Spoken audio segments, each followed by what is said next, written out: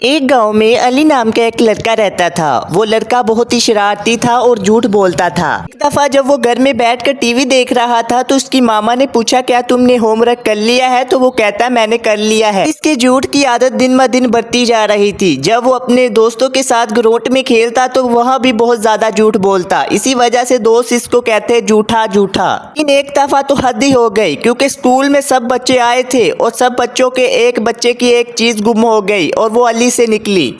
School की teacher ने अली को बहुत सी बातें सुनाई और अली को बहुत ज्यादा मारा और अली रोते रोते अपने घर चला गया और अली को अपनी गलती का एहसास होने लगा था। ये अपने घर में बैठकर सोच ही रहा था तो इसकी मामा इसके पास आकर कहने लगी, बेटा झूठ बोलना अच्छी आदत नहीं है, इसलिए मैं तुमको कहती हूँ आज के बाद तुम झूठ ना बोलना और माशरे में एक अच्छी जिंदगी गुजारना।